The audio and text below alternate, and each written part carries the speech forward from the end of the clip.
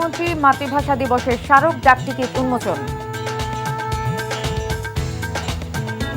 কেন্দ্রীয় শহীদ মিনারে রাষ্ট্রপতি, প্রধানমন্ত্রী ও বিরোধী দলীয় নেতার শ্রদ্ধা, শহীদ বেদিতে মানুষের ঢল। কুষ্টিয়া শহরের বাইপাস সড়কে ট্রাকের সাথে সিএনজি মুখোমুখি সংঘর্ষে ৫ জন নিহত।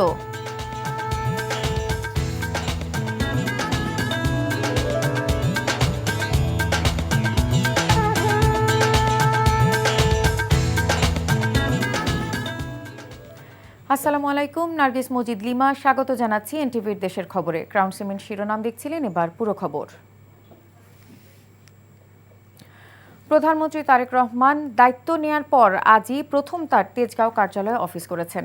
সকাল 10টার পর তিনি তেজগাঁও কার্যালয়ে যান। প্রধানমন্ত্রীর মুখ্য সচিব এবিএম আব্দুস সাত্তার ও অতিরিক্ত প্রেস সচিব আতিকুর রহমান রুমন প্রধানমন্ত্রীকে তার কার্যালয়ে স্বাগত জানান। প্রধানমন্ত্রী তারেক রহমানের সভাপতিত্বে এ সময় ধর্মীয় ও সামাজিক সম্প্রীতি সুদৃঢ়করণ বিষয়ক এক বৈঠক অনুষ্ঠিত হয়। কার্যালয়ের মন্ত্রী পরিষদ কক্ষে অনুষ্ঠিত এই বৈঠকে সংশ্লিষ্ট মন্ত্রী সচিব এবং কর্মকর্তারা যোগ দেন।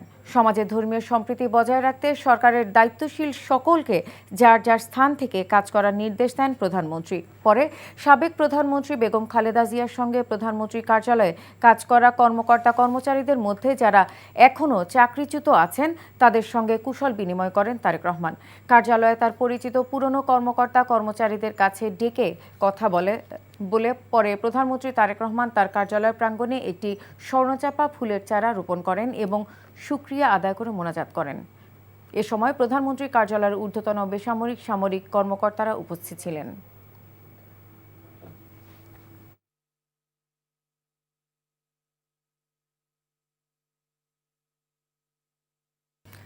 চাঁপাইনবাবগঞ্জের বনেন্দ্র অঞ্চলের বাবুটাইং আলোর পাঠশালায় স্থায়ী শহীদ মিনার না থাকায় নিজেদের তৈরি শহীদ মিনারে বুনো ফুল দিয়ে ভাষা শহীদদের স্মৃতির প্রতি শ্রদ্ধা জানিয়েছে শিক্ষার্থীরা। সকালে পাঠশালা শিক্ষার্থীরা প্রভাত ফেরি করে বাঁশ কঞ্চি দিয়ে তৈরি শহীদ মিনারে শিক্ষক, স্থানীয় গণ্যমান্য ব্যক্তি সহ আদিবাসী শিশুরা শ্রদ্ধা নিবেদন করেন।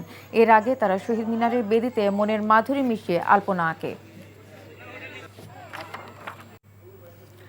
বিদ্যুৎ, জ্বালানি ও খনিজ সম্পদ মন্ত্রী ইকবাল হাসান মাহমুদ টুকু বলেছেন, বাংলাকে যদি ধারণ করতে হয় তাহলে ইনকিলাব জিন্দাবাদ চলবে না। দুপুরে সিরাজগঞ্জ জেলা শিল্পকলা একাডেমি অডিটোরিয়ামে আয়োজিত শহীদ দিবস ও আন্তর্জাতিক মাতৃভাষা দিবস উপলক্ষে আলোচনা সভা, সাংস্কৃতিক অনুষ্ঠানে এসব কথা বলেন তিনি। বলেন, নিজের ভাষা, নিজের সংস্কৃতি রক্ষায় সকলকে এক হয়ে কাজ করতে হবে। সুযোগ সুবিধা নিশ্চিত করা গেলে মংলা বন্দরকেও চট্টগ্রাম বন্দরের মতো সফল এবং সক্ষম বন্দর হিসেবে গড়ে তোলা সম্ভব বলে জানিয়েছেন নৌপরিবহন মন্ত্রী শেখ রবিউল আলম। দুপুরে মংলা বন্দর জেটিতে সাংবাদিকদের সাথে তিনি এসব কথা বলেন।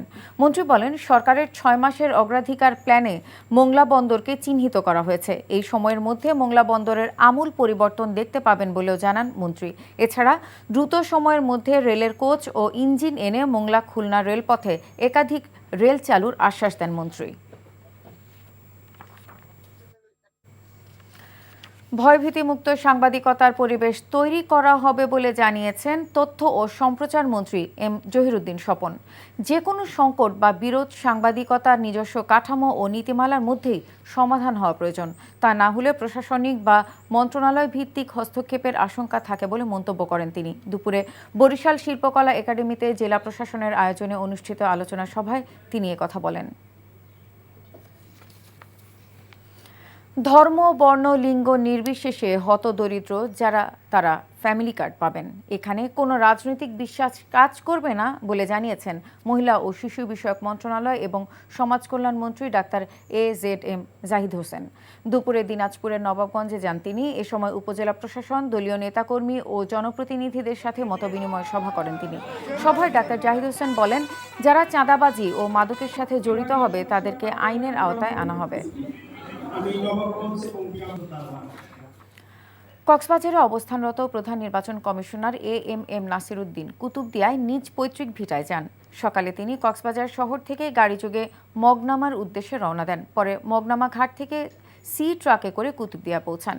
কুতুবদিয়ায় পৌঁছে তিনি প্রথমে নিজ বাড়িতে যান এবং পরিবারের সদস্যদের সঙ্গে সময় কাটান। এ সময় তিনি স্থানীয়ভাবে পরিচিত তার পিতা মাস্টার তালেবুল্লার প্রতিষ্ঠিত একটি স্কুল অ্যান্ড কলেজ পরিদর্শন এবং স্থানীয়দের সঙ্গে কুশল বিনিময় করেন।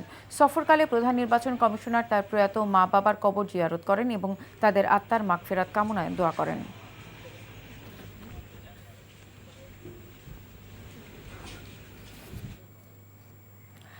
পবিত্র রমজান উপলক্ষে এবারও বন্দরনগরী চট্টগ্রামে অভিজাত হোটেল রেস্তোরাঁয় সাজানো হয়েছে বাহারি ইফতার বাজার। রেডিসন ব্লু চিটাগং বে ভিউ চালু করেছে ইফতারের বিশেষ আয়োজন। প্রথম রমজান থেকে মাসব্যাপী চলবে রাজকীয় ইফতার ও ডিনারের বিশেষ ব্যবস্থা। দেশীয় জনপ্রিয় সব খাবার এবং উপমহাদেশ, মধ্যপ্রাচ্য ও পার্সিয়ান ঐতিহ্যের সংমিশ্রণে তৈরি সুস্বাদু খাবার এবং আকর্ষণীয় অফার দিয়ে সাজানো হয়েছে এবারের ইফতার আয়োজন। ভোলায় অসচ্ছল দুস্থদের মাঝে ইফতার সামগ্রী বিতরণ করেছে একটি বেসরকারি সংগঠন। সকালে ভোলা সদর উপজেলার চর সামাইয়া ইউনিয়নে ইফতার বিতরণ করা হয়। আবাবিল সেবা সংগঠন নামে স্বেচ্ছাসেবী সংগঠনটির পরিচালক মোহাম্মদ শিবির হোসেন সহ সংগঠনের অন্যান্য সদস্যরা ইফতার সামগ্রী বিতরণ করেন। 120 পরিবারের মাঝে ইফতার বিতরণ করা হয়। এই ছিল দেশের খবরে। এই খবরের ভিডিও সহ আপডেট জানতে ভিজিট করুন এনটিভি অনলাইন www.ntvbd.com। এছাড়াও এনটিভির জনপ্রিয় সব অনুষ্ঠান ও খবরের আপডেট জানতে ভিজিট করুন আমাদের ইউটিউব ও ভেরিফাইড ফেসবুক পেজে। ধন্যবাদ সবাইকে।